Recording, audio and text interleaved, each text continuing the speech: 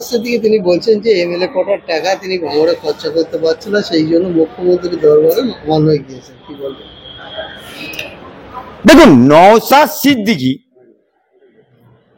21 সালে নির্বাচনে দাঁড়ানোর আগে পর্যন্ত নওশাদ সিদ্দিকী জীবনে কোনোদিন রাজনীতি করেনি, জীবনে কোনোদিন পঞ্চায়েত ভোটে দাঁড়ায়নি, জীবনে কোনোদিন পঞ্চায়েত সমিতিতে দাঁড়ায়নি, জীবনে কোনোদিন জেলা পরিষদে দাঁড়ায়নি, বা জীবনে কোনোদিন রাজনীতির রথে অংশগ্রহণ করেনি। হঠাৎ করে আপনাদের খেয়াল আছে ব্রিগেডে ময়দানে বিশাল সমাবেশ হলো, বিশাল সমাবেশ, ব্রিগেড সমাবেশ, বাম ফ্রন্টের ডাকে। সেই সমাবেশে আব্বাস সিদ্দিকী জয়েন করলেন। তখন গোটা ব্রিগেড তোলপাড় হয়ে গেল। তখনও কিন্তু নওশাদ সিদ্দিকী বাজারে আসেনি। আব্বাস সিদ্দিকী রাজনীতির মঞ্চে বক্তৃতা, এবং সেই বক্তৃতা ভাইরাল হয়ে গেল চতুর্দিকে। কিন্তু ওই ব্রিগেডে যে কটা লোক এসেছিল, ওই ব্রিগেড যে ভরি ছিল, বামফ্রন্টকে যদি ওই ব্রিগেডের কটা লোক বামফ্রন্টকে ভোট দিত বা কংগ্রেসকে ভোট দিত, তাহলেও কংগ্রেস বামফ্রন্ট মিলে 50টা হয়ে যেত। কিন্তু তারাও ভোট দেয়নি বলে, ব্রিগেডে ছিল কিন্তু তারাও ভোট দেয়নি। তারা ভোট দেয়নি বলে কংগ্রেস 0 হলো, বামফ্রন্ট 0 হলো। এবং সেই জায়গায় নতুন দল স্থাপিত হলো, নাম তার আইএসএফ দিয়ে, ইন্ডিয়ান সেকুলার ফ্রন্ট নাম দিয়ে ভাঙড়ে প্রার্থী হয়ে গেল নওশাদ সিদ্দিকী, বামফ্রন্টের সমর্থন। মানুষ পীরজাদা, ফুরফুরা শরীফের পীরজাদা হিসাবে নতুন নবাগত, আর ওখানে ভাঙড়ে একটা চিরকাল গোষ্ঠীদ্বন্দ্ব ছিল। ওখানে গোষ্ঠীদ্বন্দ্ব ছিল আরাবুল ভার্সেস কাইজার। এই আরাবুল আর ভার্সেস কাইজার, এবং সেখানে আরাবুলকেও টিকিট দিল না, মমতা ব্যানার্জি কাইজারকেও দিল না, ওখানের বহিরাগত একজনকে, ডাক্তারকে টিকিট দিল। এইটাই হয়ে গেল নওশাদ সিদ্দিকীর কপালের লাকি। নওশাদ সিদ্দিকীকে মানুষ দুহাত তুলে ভোট দিয়ে দিল। নওশাদ সিদ্দিকী জিতে গেল, এমএলএ হয়ে গেল। কিন্তু এমএলএ হওয়ার পরে রাজনীতির তো রং ঢং মার প্যাচ ওটা তো ও জানে না। ও প্রথমেই ছক্কা মারতে গেছে, ছক্কা মারতে গিয়ে ও 52 দিন জেল খেটে গেল।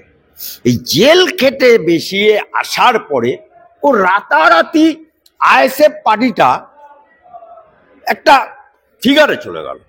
কিন্তু ওই ফিগারটা, আইএসএফ নওশাদ সিদ্দিকীর ফিগারটা এতটাই উপরে উঠে গেছিল যে মুসলমানরা আইএসএফ, আর ওদিকে অপোজিট পার্টিতে সনাতনী সনাতনী সনাতনী করে যারা অনেকে বলে বেড়াচ্ছিল, হিন্দুরা বিজেপির দিকে, এইরকম একটা টান নিচ্ছিল।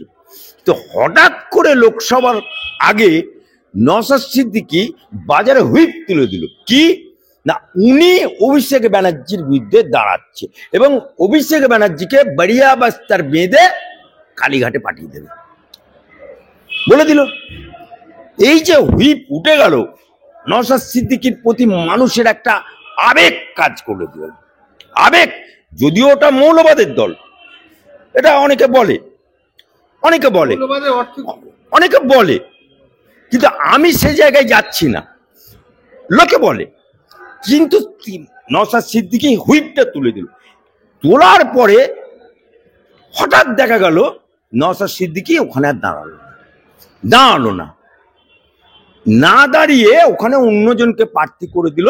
এবং সেখানে কি বলল যে পার্টির সিদ্ধান্ত ক্রমে আমি দাঁড়াইনি। তাহলে তোমাকে পার্টির সিদ্ধান্ত যদি অতই তোমাদের একদম প্রয়োজন বা র্যাডিক্যাল দল কমরেডদের মতো, তাহলে তুমি সিদ্ধান্ত না নিয়ে মিডিয়ার সামনে হুইপ তুলেছিলে কেন? বাজারে হুইপ জারি করেছিলে কেন? আগ বাড়িয়ে বলতে গেছিলে কেন? এই জায়গাতে নওশাদ সিদ্দিকীর সেই পারদের মতো একদম করে নিচে নামতে শুরু করল। এখন নওশাদ সিদ্দিকীর যে 100 পারা উঠেছিল সেটা এখন নেমে 10-এর থেকে গেছে, 90 আউট। একটা ভুলের কারণে রাজনীতিতে ভুল করলে সেটা কিন্তু, যেমন রাজীব ব্যানার্জি বিজেপিতে যোগ দিল, আবার মমতা ব্যানার্জি গিয়ে পায়ে ধরলো, অর্থাৎ এখন ওকে টিকিট পেতে গিয়ে হিমশিম খেতে হচ্ছে। ঠিক নওশাদ সিদ্দিকী ওই ভুলটা করে দিয়েছিল। সেই ভুলের কারণে নওশাদ সিদ্দিকী ওই তার ভাঙড় বিধানসভার যে টাকাটা, মমতা ব্যানার্জির একটা ক্যারেক্টার আছে, নট করে মুখ্যমন্ত্রী মমতা ব্যানার্জি, মমতা আপা, মমতা খালা, মমতা বুবু ওরফে মমতা ব্যানার্জি। আমি অ্যাডভোকেট আলী আব্দুল চাঁদ বলছি, বাপের বিটি হলে আমার কথার জবাব দেবে। বিধানসভায় যখন ক্ষমতায় আসেনি তখন মমতা ব্যানার্জি কি প্রতিশ্রুতি দিয়েছিল? প্রতিশ্রুতি দিয়েছিল যে বাংলার বুকে সাচার কমিটির রিপোর্ট, যদি আপনারা আমাকে তকতে বসান, সাচার কমিটির রিপোর্ট আমি বাস্তবে রূপায়ণ করব। মুসলমানদের 10,000 মাদ্রাসা খুলে দেব। আজকে সাচার কমিটির রিপোর্ট কোথায় বাস্তবে রূপ হয়েছে? বামফ্রন্টের আমলে 1.5% চাকরি ছিল, সেটা 0.5। 10,000 মাদ্রাসা কোথায় খুললো? 600 খুলতে পারলো না এখন পর্যন্ত, 15 বছর হয়ে গেল। আর একটা কি বলেছিল? বদলা নয় বদল চাই। কিন্তু আজকে দেখা যাচ্ছে বদলা নিতে নিতে নিতে মমতা ব্যানার্জি নিজেদের মধ্যেই পেটাপেটি হচ্ছে।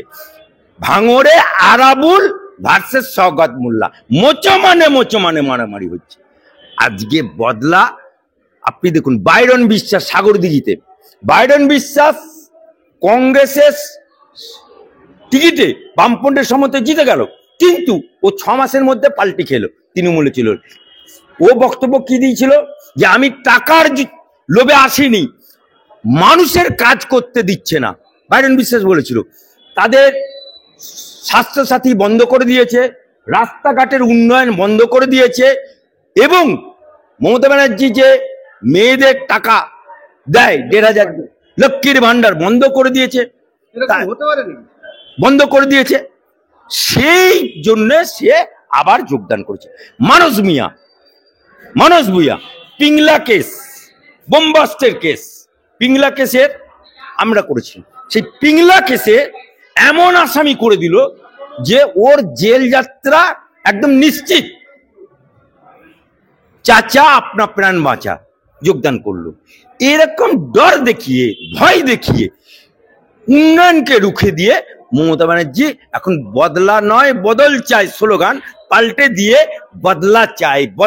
আর বদলা নিতে গিয়ে আজকে বাংলার উন্নয়ন স্থগিত হয়ে গেছে।